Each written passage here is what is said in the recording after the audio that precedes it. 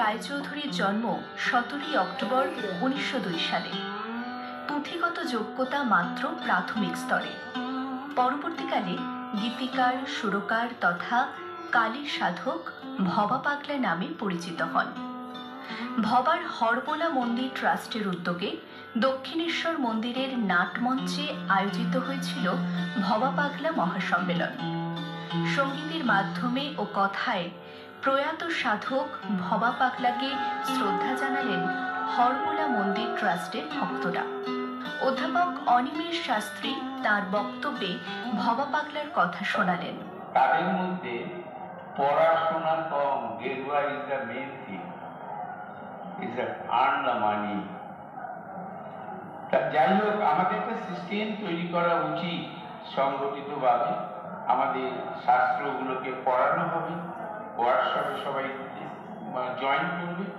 আমাদের গুরুস্থানীয়, জ্ঞানী স্থানীয়, তারা সবাই পড়াবে। এরকম একটা সিস্টেম যদি হয়, আমাদের শাস্ত্রের প্রতি, আমাদের হিন্দু ধর্মের প্রতি আকর্ষণ আমাদের আগামী প্রজন্মের আরো বাড়বে।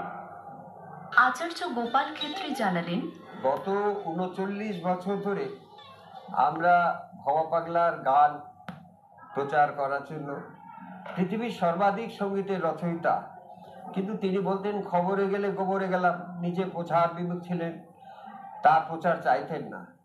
কিন্তু জোর করে আমরাই বললাম, তোমার দেখো ঠাকুর রামকৃষ্ণের কথা কত মানুষ জেনে গেছে শ্রীমর কথামৃত পড়ে, তা তোমার কথা আমি প্রচার করব, তার কাছে অনুমতি নিয়েছিলাম।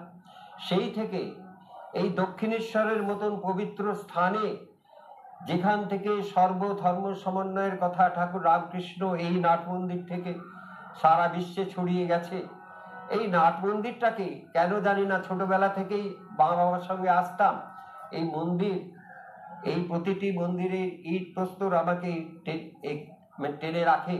তার এখান থেকে এখানকার কর্তৃপক্ষ, বর্তমানে কুশল চৌধুরী মহাশয়, আমাকে অনুমতি দিয়ে আসছেন প্রতি বছরে। এরপরে আদ্যাপীঠ, কালীঘাট, বিভিন্ন জায়গায়, পৃথিবীর বিভিন্ন জায়গায়, পৃথিবীর প্রায় 17টা দেশে আমার যাওয়া। কিন্তু আমরা তার কথা, তার আদর্শ প্রচার করি। তার একটাই কথা, দেশ ছেড়ে দাও, দেশকে ভালোবাসো, হিংসা ছেড়ে দাও, দেশকে ভালোবাসো। আমি মানুষ ভালোবাসি, কোনো তীর্থের নাই প্রয়োজনে গয়া গঙ্গা কাশী।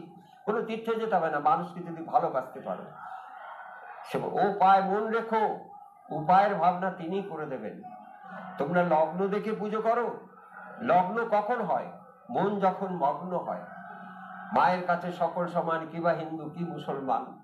দেবতা মানুষের বিধান ব্যবধানে করে গঠন, ফল ফুলে কুন্দ ধরা, কেউ সুখী কেউ কপাল পোড়া। ভবা পাগলার অজস্র কথা, পৃথিবীর সর্বোচ্চ গান তিনি লিখেছেন এবং কাজী নজরুলের তিনি সহপাঠী ছিলেন, একসঙ্গে তার ওঠা বসা ছিল, সমবয়সী প্রায় ছিলেন। মা আনন্দময়ী সঙ্গ করেছেন, মা শারদামণিকে গান শোনাতেন ছোটবেলায় তিনি। পরে সঙ্গীত পরিবেশন করেন তপন বণিক। জাতি ভেদে নাই কো